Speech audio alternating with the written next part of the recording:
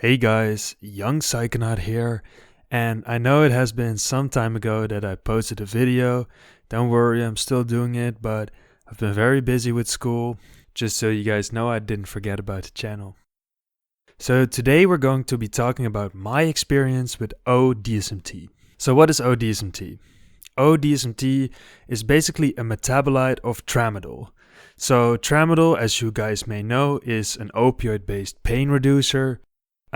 It's prescribed a lot for people with like moderate to severe pain, and I would say it's generally more accepted than the stronger opioid painkillers like oxycodone, Percocet. It's a Perk 45 in here and we point a 9. Things like that. Those are the more strong versions.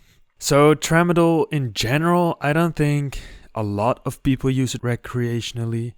It does not have the same level of euphoria as other opioids, and it has a little bit of a serotonin aspect to it. So it does have a different vibe to it, but it can still be chill as like if you just do some weed and maybe a few tramadol, you can still have like a more like opioid vibe to it. But yeah, O-DSMT is the metabolite of tramadol that is most known for its analgesic effect, so for its pain-reducing effects.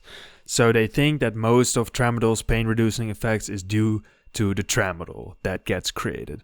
It also should have less side effects than tramadol, so I have a study here, I'll also link it down in the description. And basically here I'll just quote from what the study says. To our knowledge, this is the first study of Desmetramadol in humans and the first to show it provides the same safety and analgesia as tramadol, but without tramadol's metabolic liabilities and related drug-drug interactions. Desmetramadol could potentially offer expanded safety and usefulness to clinicians seeking an alternative to study Schedule II opioids.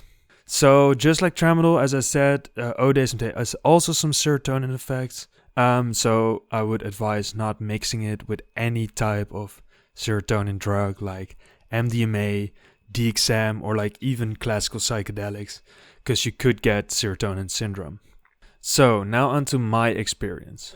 So O-DSMT is very similar to tramadol, although I would say it's less stimulating because it feels like it has less of a serotonin effect and more of a sedative opioid effect.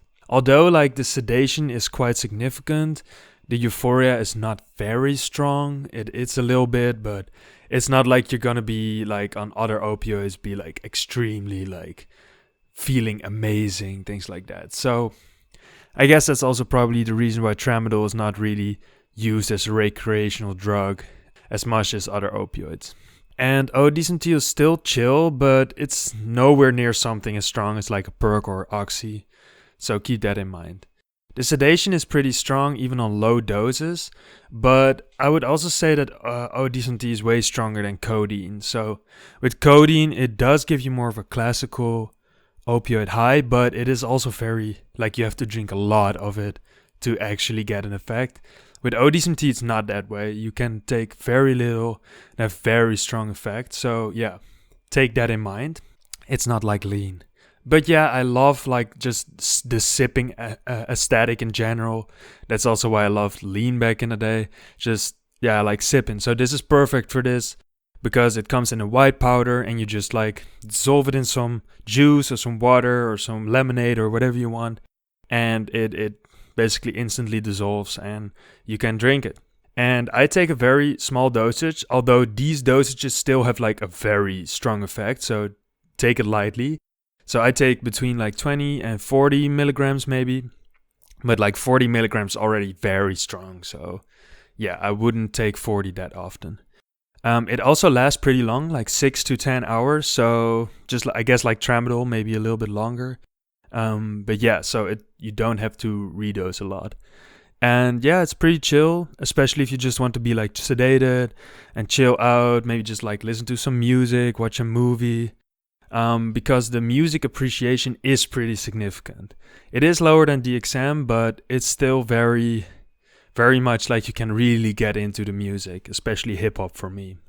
But yeah, for me, it does feel less good the day after. So It's not really a hangover or like withdrawal symptoms, but more like a feeling of slight apathy, or just like not feeling that up and good, and like going about your day like really jiffy, and like that's not really the vibe after. So I've done it a few times, especially when I didn't have DXM or 2-FDCK, but I wouldn't really prefer it over those. I would rather do some DXM or some 2-FDCK than this. But yeah, for me, it's just a little bit too much side effects for what it is. You can get nauseous also pretty quickly if you take too high doses. So it's chill, and it's something I would recommend you can try. But is it on the top of my list of favorite things to do? Not really. I mean, it's cool, it's chill, it's legal here. So yeah, it's 1,000 times better than trying to get like lean from some street dealer for like 20 times the amount of money. Because I mean, here in the Netherlands, O-DSMT is cheap as fuck. So yeah, it is a pretty good alternative for if you like a slight opioid vibe, basically. But there I also have to say, like, really watch out, because it is still an opioid. It can be physically addicting very fast. So if you do it like 3 days in a row, you're probably already getting your body used to having it in the body. So I would say do it like maximally once a week, but it's better to even like wait longer between sessions. But like don't do this like a few days like every day, because yeah, you're gonna be physically addicted to it. It's still an opioid. So just like with kratom, it can feel like it's not that big of a deal, but it can be still a strong opioid. So yeah. So guys, that was my experience with O-DSMT. Thank you guys for watching, and hope you learned something, and I'll see you in the next one.